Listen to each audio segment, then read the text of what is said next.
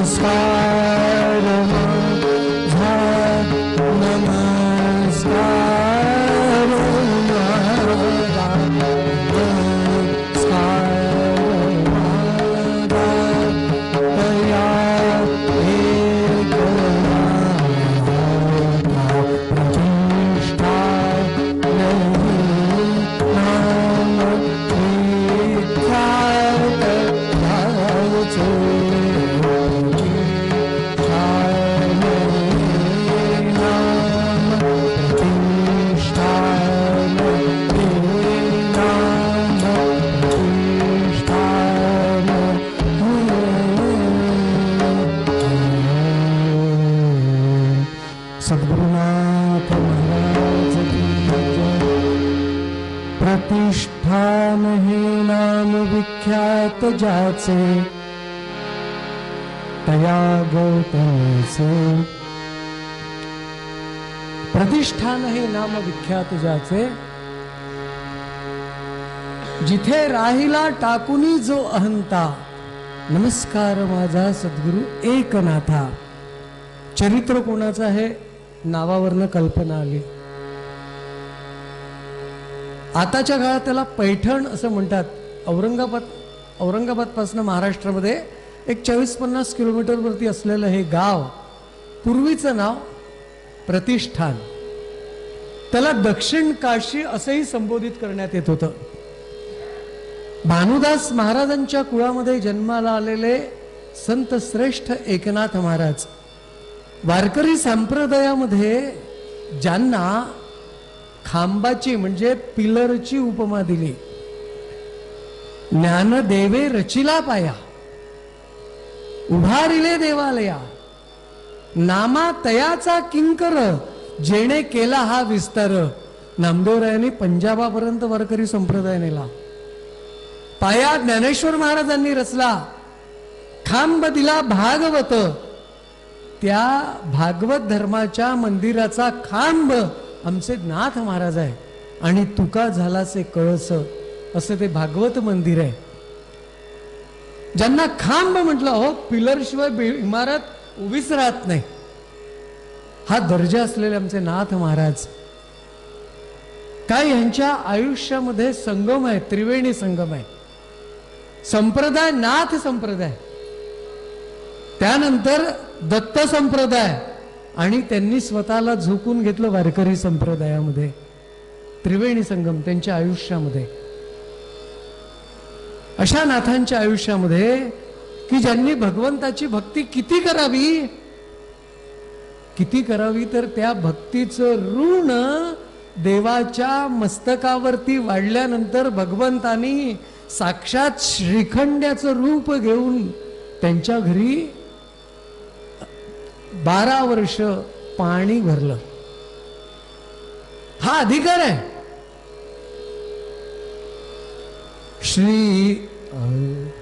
श्री एकनाथ सदनी माधवजी सर्व काम हे करीतो, स्वकरे चंदन घासी गंगेचे पाणी कावडी भरितो. म्हणजे भगवंतानी नाथांना स्वतःच्याच पूजेमध्ये सहाय्य व्हावं म्हणून पाणी भरलं. हो, आम्ही साहेबाच्या घरी पाणी भरतो, पण भगवंतानी भक्ताच्या घरी पाणी भरावं, हा किती मोठा योग आहे. स्वतः बेलफुलं आणून द्यावी, स्वतः चंदन उगाळावं, स्वतःसाठी गो, पण कोणासाठी? भक्तासाठी. अशा या श्रीखंड्या त्यांच्याकडे वास्तव्याला असताना एक प्रसंग असा घडला. कर्नाटक प्रांतामध्ये विजापूर पासून शिरहट्टी नावाचं एक गाव आहे. त्या शिरहट्टी नावाच्या गावामध्ये एक धनिक सावकार होता. धनिक एक कर्नाटकी देशी, धनिक एक कर्नाटकी देशी, धनिक एक कर्नाटकी देशी, घडवी विठ्ठल मूर्ती, घडवी विठ्ठल मूर्ती, धनिक एक कर्नाटकी देशी.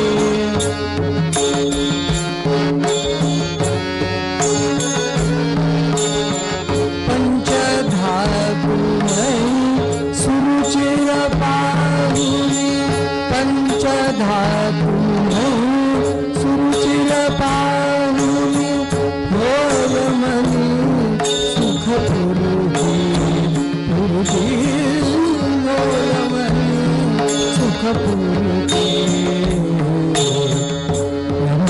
एक कर्नाटकी देशी,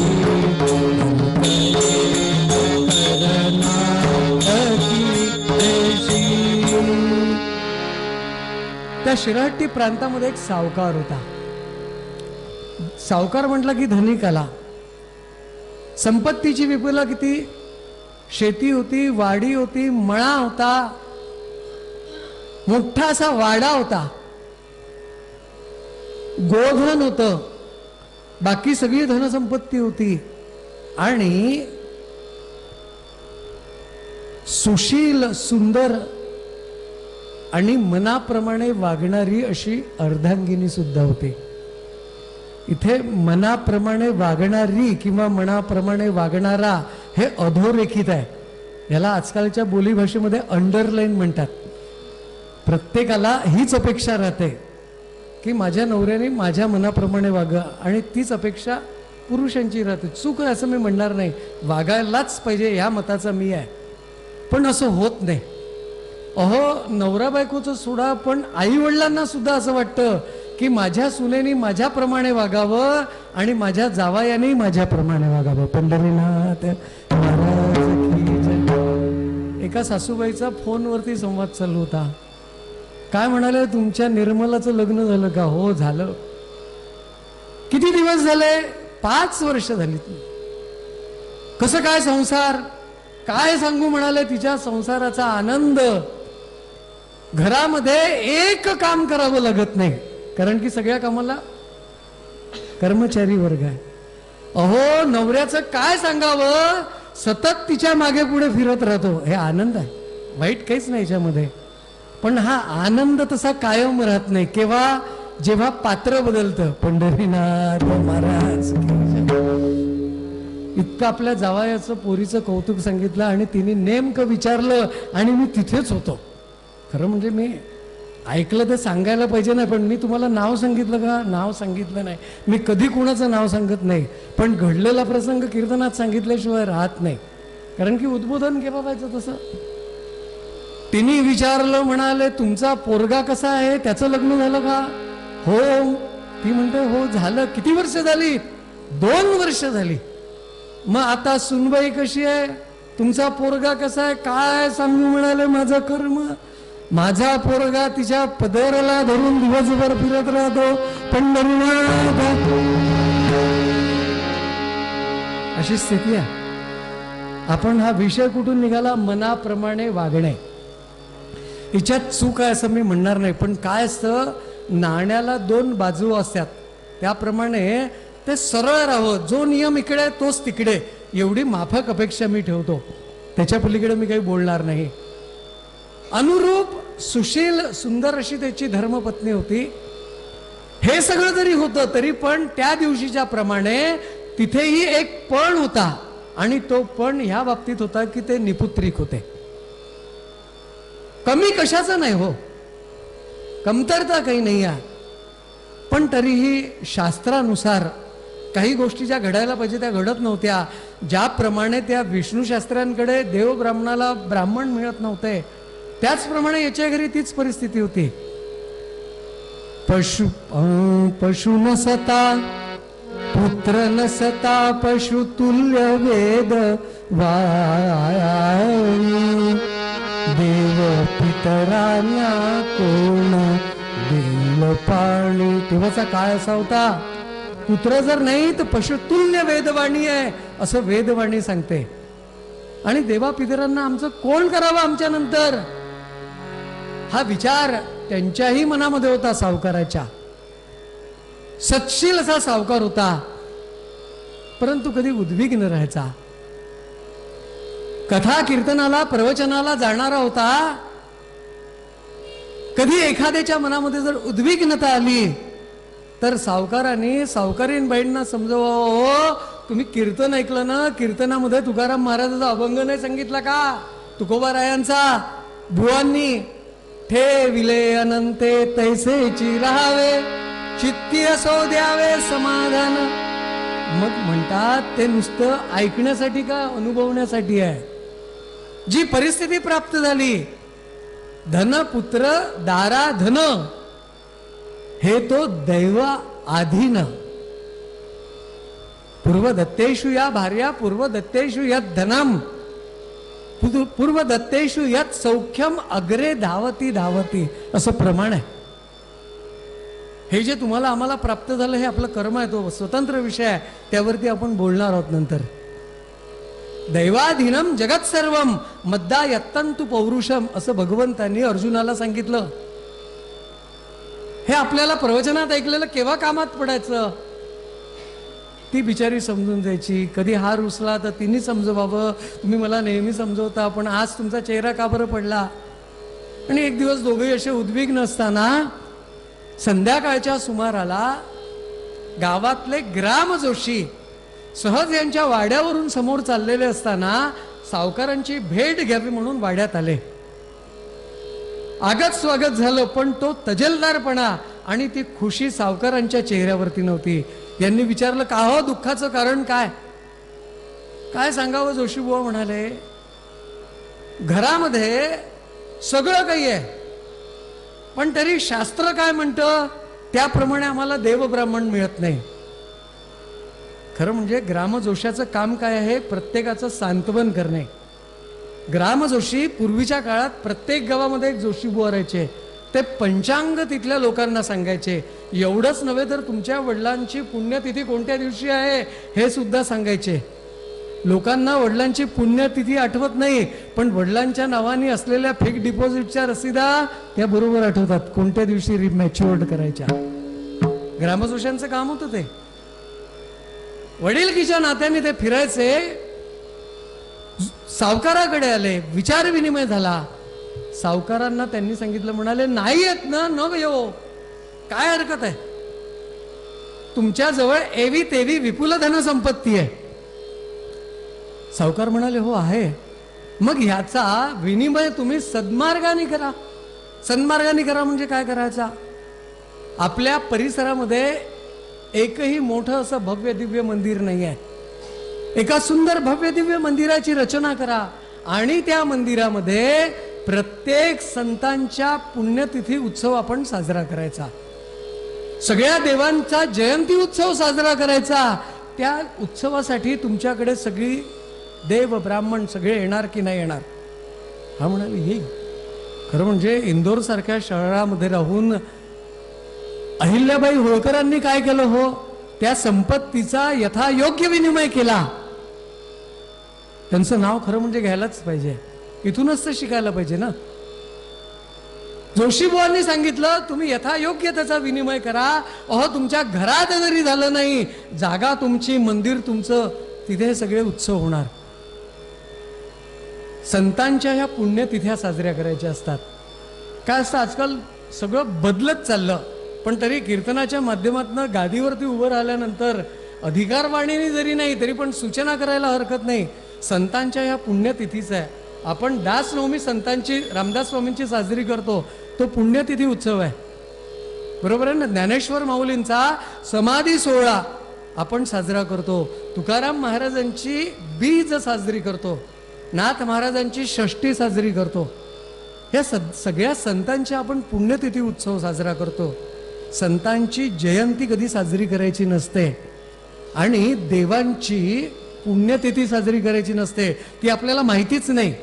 पण देवांचीही जयंती, दत्ताची जयंती आपण साजरी करतो, बरोबर ना. परशुराम जयंती साजरी करतो, नरसिंह जयंती, हनुमान जयंती साजरी करतो ना. कुठेतरी ऐकलं का असं विरुद्ध. पण आता लोकांचा भाविकपणा इतका वाढला, लोकही महात्मा झाले आणि महात्म्याची जयंती साजरी करायला लागले. पंढरीनाथ महाराज की जय. खरं म्हणजे हे योग्य नाही आहे. वीर ओळखावा रणी आणि संत ओळखावा मरणी, हे सांगून ठेवलेलं आहे. आज ज्यांचं आपण चरित्र पाहणार आहोत त्यांचं चरित्र कुठेतरी एखाद्या कीर्तनकाराकडनं ऐकताना असं ऐकलं की महाराजांचं अवतार कार्य संपलं होतं, नाथ महाराजांचं, आणि देह ठेवला आणि पंचतत्वात विलीन जाण्यासाठी त्या गोदावरी नदीवरती त्यांची ती अंतिम यात्रा चाललेली आहे. ती चाललेली असताना एका त्या मार्गाने जात असताना एकाच्या घरी लग्न होतं आणि त्या मांडवासमोरून आता यांची अंत्ययात्रा चालली. म्हणाले त्या बाईने आपल्या कपाळावर हात मारला, म्हणाले याच दिवशी या म्हाताऱ्याला मरायचं होतं का. माझ्या घरासमोर मंगल कार्य आहे आणि त्या मंगल कार्याला त्या मंडपासमोरून म्हणाले ही प्रेत यात्रा चालली. हे त्यांनी तिथे ऐकलं, तिथेच उठून बसले, तिच्याजवळ गेले. बाई म्हणाले मी अपशकून करत नाही, वापस जातो, तुझं लग्न होऊ दे, नंतर मी जाईन. पंढरीनाथ महाराज की जय. हे मी कुठलंही मनाचं सांगत नाही, मी कीर्तनकाराकडनं ऐकलेलं आहे. अहो हे जाऊ द्या,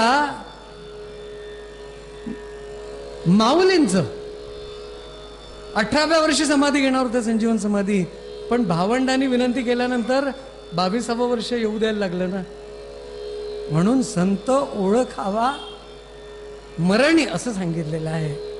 आपण अनेक संतांच्या पुण्यतिथ्या पाहतो, प्रत्येक गावामध्ये संत आहेत हो. त्यांचा जर शेवट तुम्ही पाहिला तर त्यातनं आपल्याला काहीतरी जीवन कसं जगावं, शेवट कसा करावा हे आपल्याला ओळखता येतं.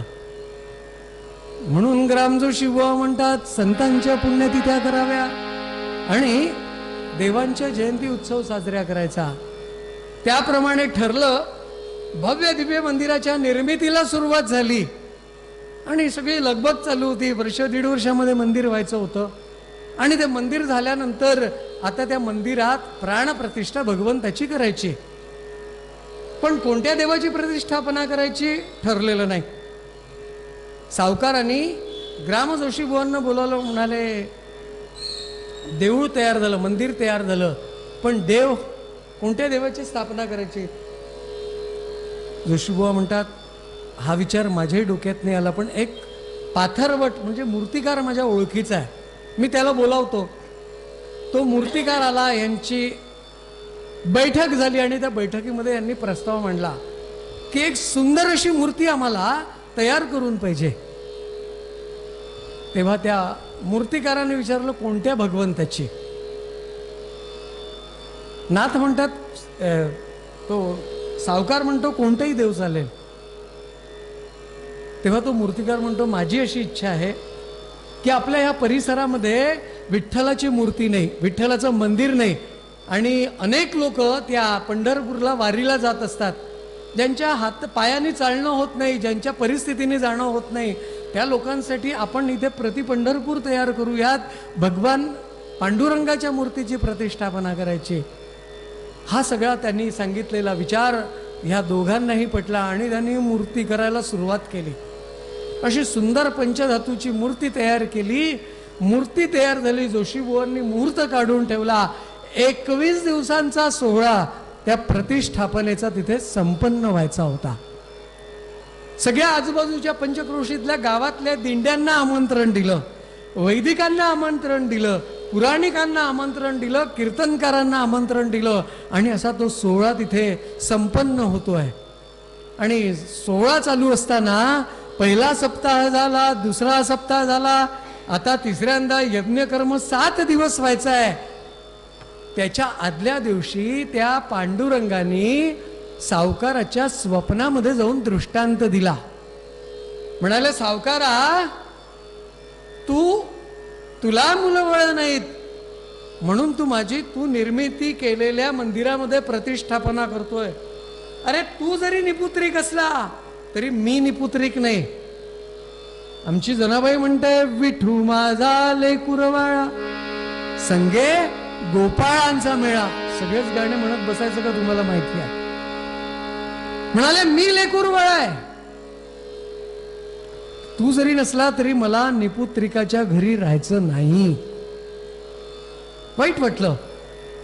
पहाटे पडलेलं स्वप्न खरं असतात म्हणतात, त्याप्रमाणे उठला सकाळी, आपलं अन्निक आटोपलं, जोशीबुवांना निरोप धाडला. जोशीबुवा आले, त्यांच्यासमोर विचार मांडला की भगवंत पांडुरंग स्वप्नात आले आणि त्यांनी असं सांगितलं की तू निपुत्रिक आहे, मला निपुत्रिकाच्या घरी राहायचं नाही. मग आणखी काय सांगितलं? त्या सावकारांनी सांगितलं मूर्ती असं मला म्हणाली की मला नाथांच्या घरी नेऊन द्या, नाथांच्या घरी नेऊन द्या. जोशीबुवांनी क्षणभर विचार केला. जोशीबुवांनी तर्क लावला की ह्याच्या मनामध्ये तसाही न्यूनगंड आहे की मला मुलं बळ नाही आहे, ज्याला आजकालच्या बोली भाषेमध्ये इन्फिरियरिटी कॉम्प्लेक्स म्हणतात आहे ना. त्या न्यूनगंडाने यांना पछाडलं असेल म्हणून कदाचित यांना हे स्वप्न दिसलेलं असेल. जे आपण मनात विचार आला तो आपल्याला स्वप्नाच्या बाबतीत कुठेतरी येतो. साप जरी दिवसा पाहिला तो आपल्याला काही करणार तर नाही म्हणून तर रात्री तो आल्याशिवाय राहत नाही, परवा येणारच आहे पंढरीनाथ. हा विचार असा झाला आणि नाथांकडे नेऊन दे असं सांगितलं. हे सांगितलं म्हटल्यानंतर जोशीबुवा म्हणतात नाही नाही, तुमच्या मनातला हा न्यूनगंड आहे. स्वप्न दिसतात, स्वप्न पडतात, पण स्वप्नातल्या गोष्टी खऱ्या होत नाहीत. मी तुम्हाला अधिकारवाणीने सांगतो, पांडुरंगाची प्रतिष्ठापना ह्याच मंदिरात करायची.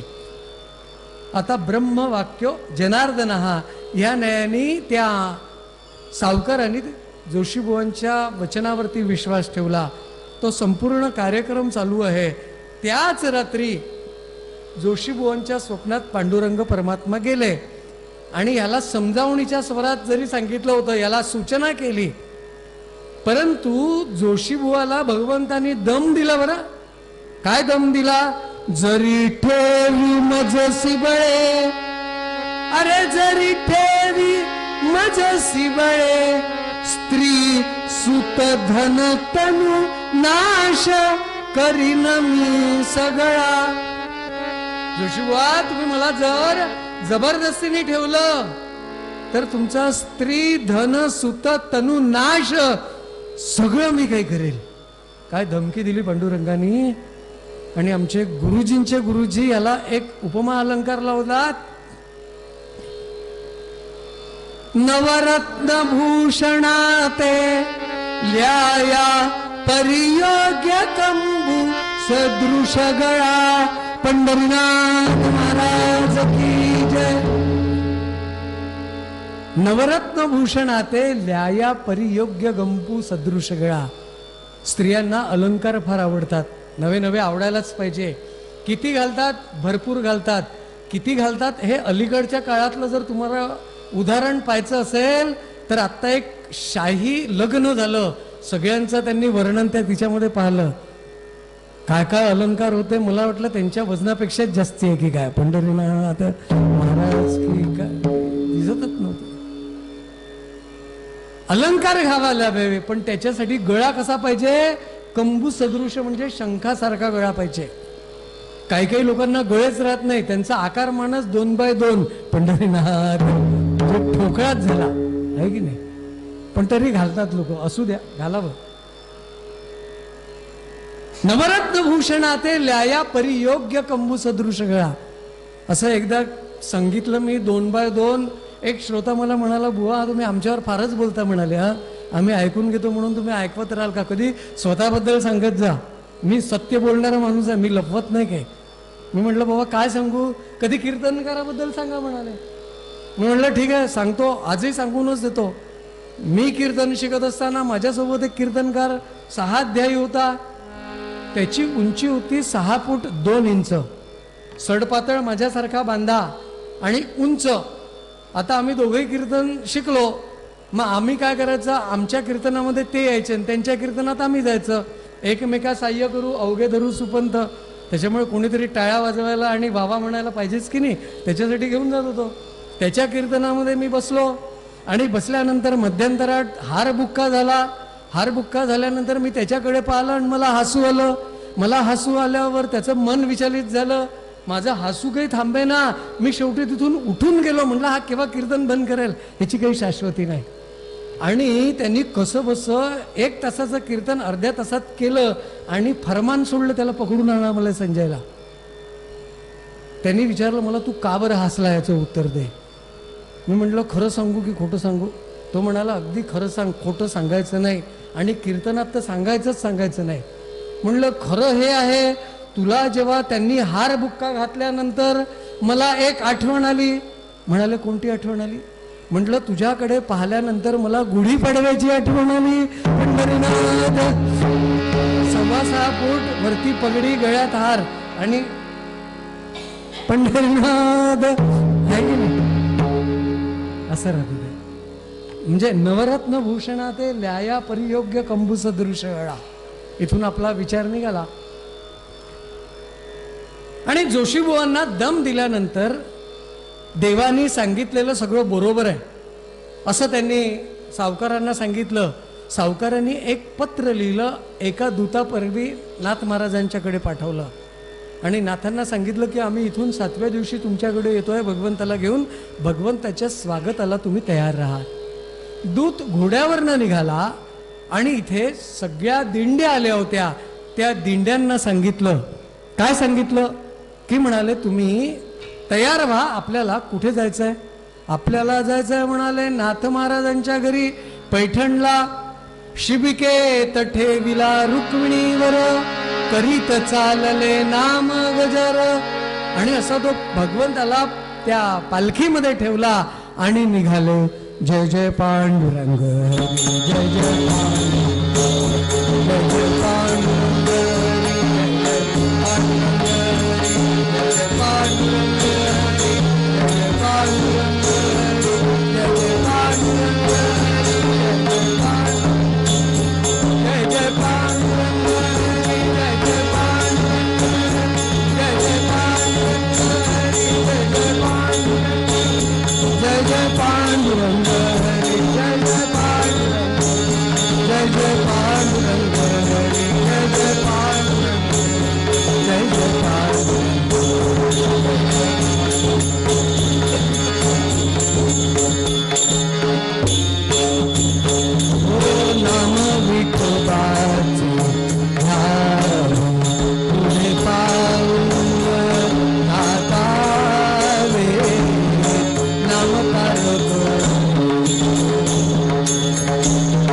नाम नामे तारिले अपार नाम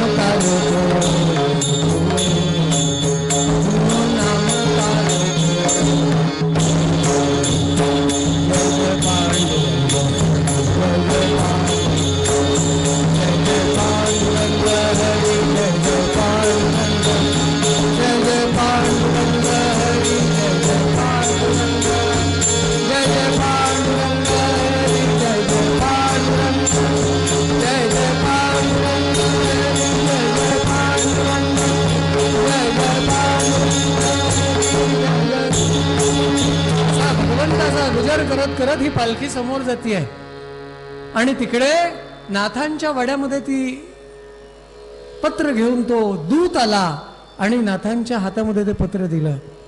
नाथांनी ते पत्र वाचलं आणि नाथांना अपार आनंद झाला. नाथांनी श्रीखंड्याला बोलावलं, म्हणाले श्रीखंड्या इकडे ये. श्रीखंड्या धावत आला. काय नाथा? अरे या पत्रात काय लिहिलं जरा वाच. श्रीखंड्या म्हणतो मला वाचता येत नाही, तुम्हीच वाचून सांगा. तुम्ही वाचून सांगा. तेव्हा नाथ म्हणाले अरे लेका ऐक, आपल्याकडे पांडुरंग येणार आहे. पांडुरंग हे ते कोणाला सांगतात? पांडुरंगाला सांगतात. श्रीखंड्या म्हणाला असं? वा वा वा वा किती आनंद आहे. यांनी आपला आनंद दाखवला. अरे नुसता आनंद नाही, त्या भगवंताची आपल्याला स्वागत करायचं आहे. भगवंत येणार आहे, त्या भगवंताचं स्वागत झालं पाहिजे आणि जय्यत स्वागत झालं पाहिजे. मग मी काय करू नाथा? काही करू नको, मी एक एक फरमान सांगतो तेवढं ऐक. द्वारा पासो निकाडा बहु बहु बहु परिचा रांगोळ्या स्वस्तिकेती गोपद्मे तोरणे नटवून उभवा त्या गुड्याही निकेती वादत्री वाजवावी द्विजवरावघे मेळवावे गृहाला आमाते द्यावया अतुल सुखभरा रुक्मिणीनाथ आला पंढरीनाथ महाराज की जय. अरे तो भगवंत येऊन राहिला, त्याच्या स्वागतासाठी आपल्या दारापासून तर गावच्या वेशीपर्यंत रांगोळ्या काढायच्या, सडा संमार्जन करायच्या, प्रत्येकाच्या घरावरती गुढ्या उभारल्या पाहिजे. श्रीखंडाला ही सूचना केली. गिरिजाबाईंना आवाज दिला, म्हणाले अहो इकडे या. गिरिजाबाई आली. काय हो? अहो आपल्याकडे भगवंत येणार आहे. तुमचं जे मैत्रिणींचं मंडळ आहे त्यांना सूचना करून ठेवा. त्यांना काय सूचना द्यायच्या? भगवंताचं औक्षण आपल्याला करायचं आहे. सुभाग्या सुपुत्रा स्त्रिया मेळवाव्या खणी नारळी दिव्य ओट्या भराव्या तयांचे करी देव ओवाळवाव्या सुखे नांदण्या श्री हरी आळवावा गोपाल कृष्ण महाराज की जय. गिरिजाबाईंना सूचना, श्रीखंडाला सूचना आणि नाथ महाराज अशी जय्यत तयारी केल्यानंतर भगवंत येण्याच्या दिवसाची वाट पाहत होते. जो दिवस निश्चित झाला होता त्या दिवशी नाथांनी आपलं आन्निक आटोपलं आणि झोपाळ्यावरती श्रीकृष्ण गोविंद हरे मुरारे हे नाथ नारायण वासुदेव श्रीकृष्ण गोविंद हरे मुरारे हे नाथ नारायण वासुदेव. भगवंताचं नामस्मरण करत झोपाळ्यावरती बसलेले आहे. एक विचार मनामध्ये आला, भगवंत आपल्याकडे येतो, आपण घरात वाट पाहायची की भगवंताची वेशीवरती वाट पाहायची? नाही म्हणाले, गावाच्या वेशीवरती गेलं पाहिजे. तडक निघाले, गावाच्या वेशीवरती आले. त्या पारावरती पिंपळाच्या भगवंताची वाट पाहत बसले आणि त्यांच्या कानावरती स्वर आले, जय जय पांडुरंग जय जय पांडुरंग हरी जय जय पांडुरंग जय जय पांडुरंग हरी जय जय पांडुरंग जय जय पांडुरंग हरी जय जय पांडुरंग जय जय पांडुरंग हरी जय जय पांडुरंग जय जय पांडुरंग हरी जय जय धावत सुटले. कसे धावत सुटले? संध्याकाळी गाईला वासराला पिण्यासाठी सोडतात तसे. कसं धावत ते वासरू जातं, धावत धावत त्या आवाजाच्या दिशेने निघाले आणि ती पालखी दिसली. त्या पालखीच्या जवळ आले. पालखीतल्या भगवंताला मनोमन नमस्कार केला. ती मूर्ती आपल्या हातामध्ये घेतली, डोक्यावरती ठेवली आणि आता नाचत नाचत पालखीसोबत घरी यायला लागले. हरी आला रे हरी आला, हरी दर्शनी ब्रह्मानंद झाला. हरी आला रे हरी आला. नाचत नाचत नाचत नाचत घराजवळ आले. सगळ्या मार्गावरती सडा संमार्जन आणि रांगोळ्या काढलेल्या होता. गिरिजाबाईंनी सगळ्या मैत्रिणींची व्यवस्था केली होती. भगवंताला औक्षण झालं. घरामध्ये एक मोठ्या चौरंगावरती खण मांडला. त्या खणावरती तांदळाची रास होती. त्या तांदळाच्या राशीवरती भगवंताला प्रतिष्ठापित केलं. नाथ असे समोर बसले आणि श्रीखंडाला सांगितलं, भगवंत आला आहे, भगवंताचं यथोचित स्वागत झालं पाहिजे. म्हणाले, हा भगवंत असा आहे पळपुट्या. पळपुट्या म्हणजे कसा आहे? जन्म झाला त्याचा कुठे? कारागृहात. लगेच कुठे निघाला? गोकुळामध्ये. गोकुळात राहिल्यानंतर तिथून कुठे गेला? मथुरेमध्ये. मथुरेत तरी राहावं ना, तिथेही राहिला नाही. मग म्हणाले, स्वतःची नगरी बसवली, द्वारका नगरी.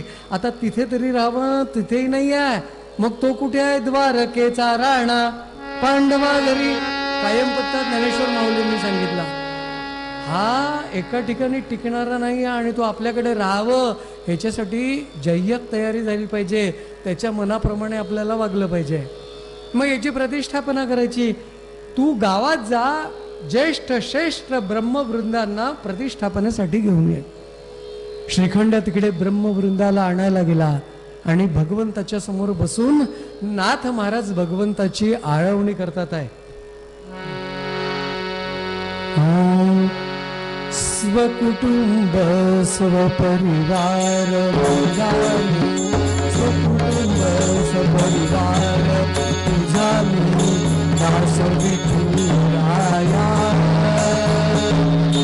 सर्व तुझे घरदार उदारा, सर्व तुझे घरदार उदारा, व्रत तुझी आकार्या.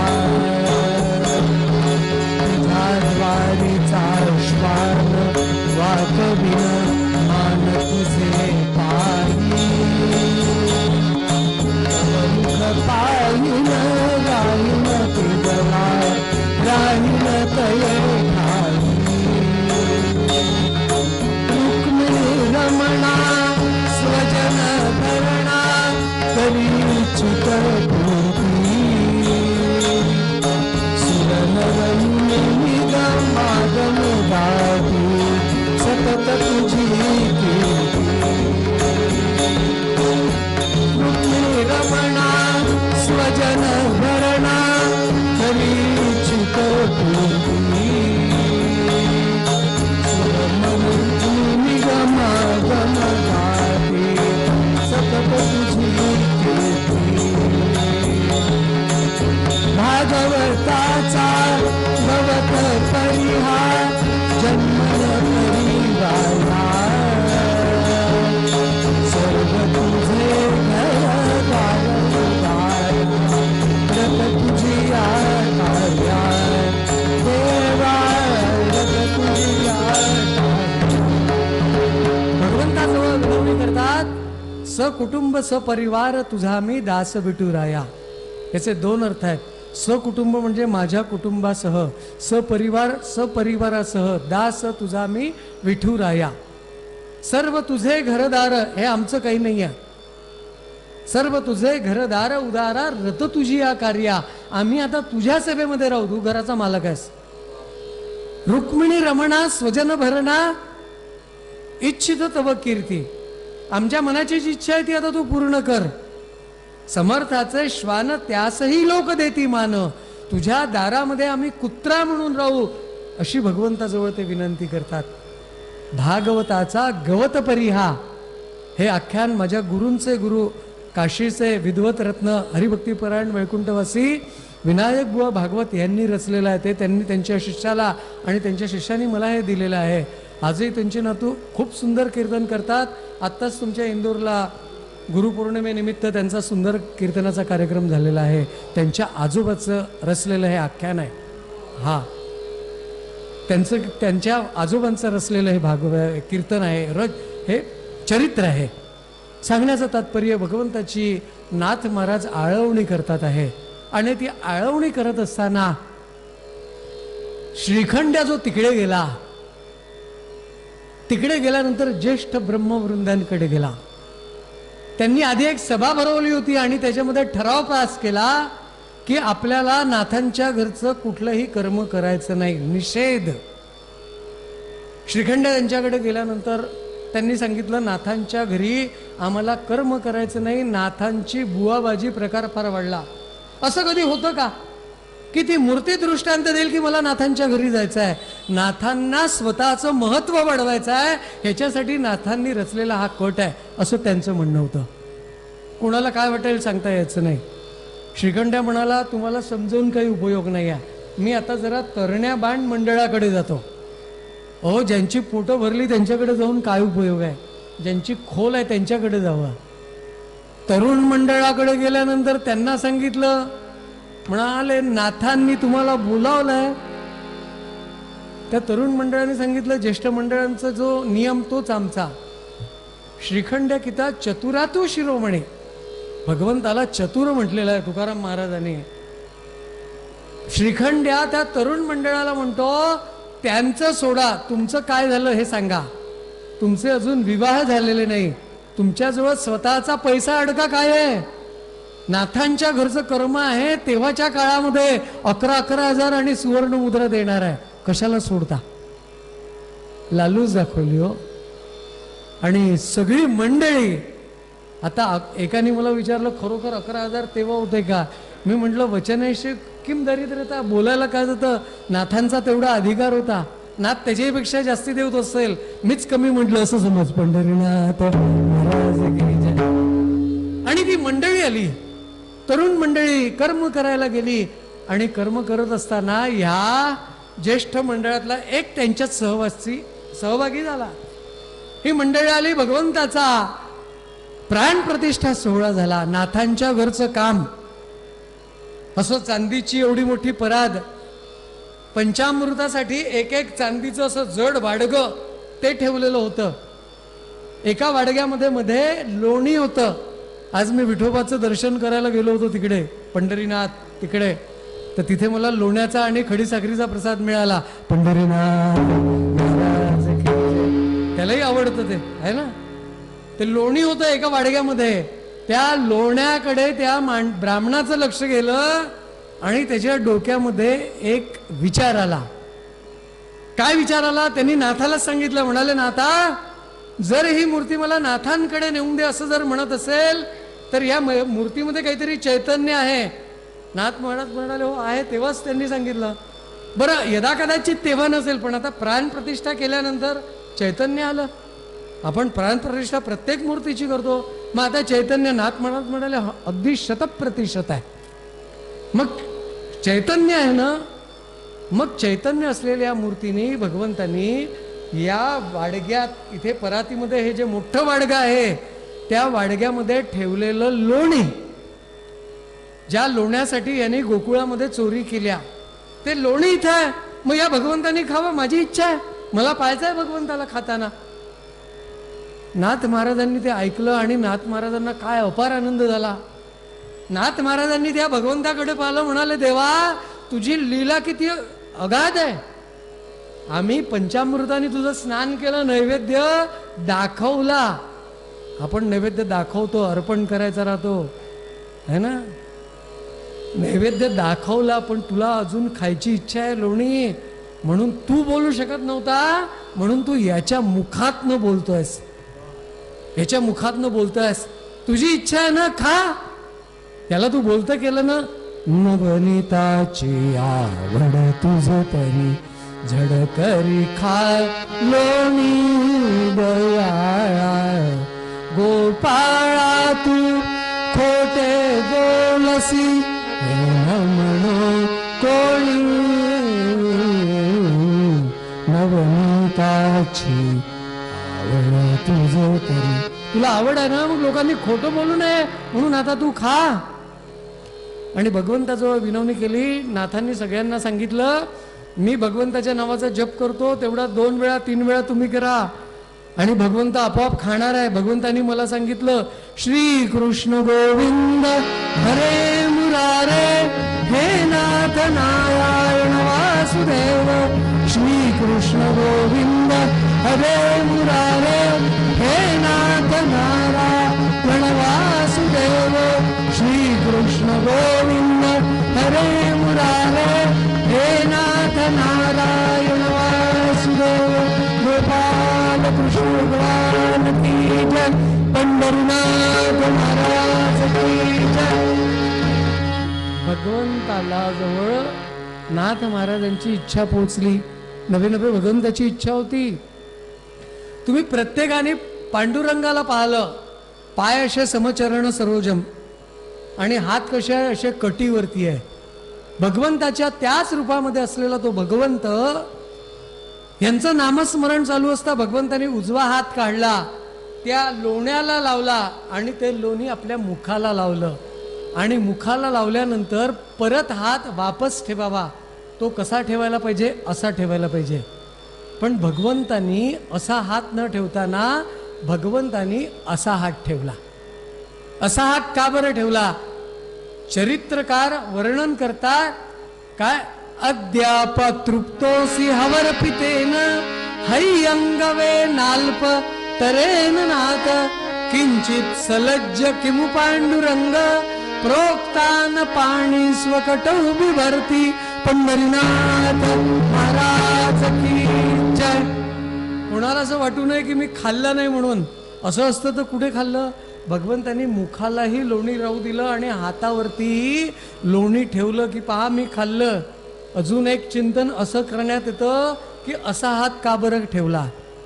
असा हात भगवंतांनी याच्यासाठी ठेवला है क्या कोई और माइका लाल मैं तैयार हूं आप तैयार हो क्या? पंढरीनाथ महाराज की जय. काय भगवंताची लीला आहे. आणि भगवंतांनी ते प्राशन केलं. चरित्र भाग इथे संपला. नाथ महाराजांच्या आयुष्यामध्ये भगवंत स्वतः त्यांच्या घरी श्रीखंड रूपती याला आणि ह्याला विजयी पांडुरंग असं नामानिधान नाथांच्या घरी गेलं. तुम्ही जर मंडळी कधी औरंगाबादला त्या पैठणला गेलात तर अवश्य त्या मूर्तीचं दर्शन घ्या. जाणं शक्य नसेल तर म्हणाले तुम्हाला यूट्यूबवरती सुद्धा ती मूर्ती दिसू शकेल. अजूनही आहे, ती उपलब्ध आहे. विजयी पांडुरंग असं तुम्हाला तिच्यामध्ये टाकायला लागेल. छोटीशी मूर्ती आहे ती, आजही त्यांच्या वाड्यामध्ये आहे. त्या मूर्तीचं दर्शन करू. ती मूर्ती नाथांच्या घरी का आली आणि कशामुळे आली? त्याचं एकमेव कारण आहे, नाथांना संत आणि भगवंत स्वतः संत पदाला प्राप्त झालेले असूनही नाथांनी असे अनेक अभंग केलेले आहे. संतांचं महत्व नाथांनाही माहिती होतं म्हणून ते म्हणतात की देवा तू माझ्या घरी आला, पण तू कसा आला? माझ्या सद्गुरूंनी मला ते शिकवलेलं आहे. माझ्या सद्गुरूंनी मला ते सांगितलेलं आहे. देव वसेची